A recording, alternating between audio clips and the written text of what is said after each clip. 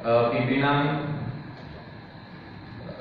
pada forum yang berbahagia ini, saya ingin sekaligus meminta komitmen kita bersama, karena kita secara kelembagaan ini harus memenuhi unsur mufakat dan musyawarah terkait pertama yang harus disampaikan soal kejelasan waktu pimpinan berdasarkan hasil pada musyawarah tertanggal 23 Maret 2020 sebelumnya.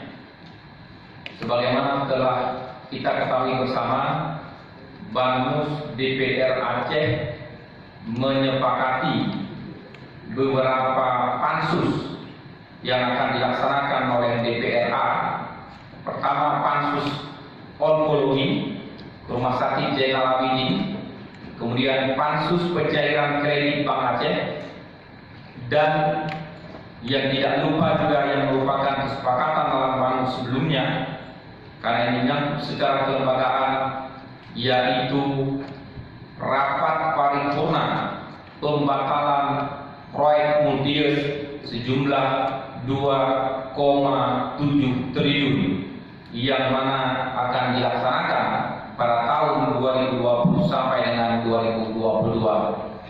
Oleh karenanya, karena ini menyangkut dengan marwah kelembagaan, segala sesuatu yang sudah diputuskan dalam rapat badan musyawarah, apalagi menyangkut dengan multius sebagaimana disebutkan dalam pasal 54A ayat 3, ayat 4 dan ayat 6 Permendagri 21 tahun 2011 tentang perubahan kedua Permendagri nomor 13 tahun 2006 tentang pedoman pengelolaan keuangan daerah, menyatakan bahwa penganggaran kegiatan tahun jamaah berdasarkan atas persetujuan DPRD yang dituangkan dalam nota kesepakatan bersama antara kepala daerah dan DPRD.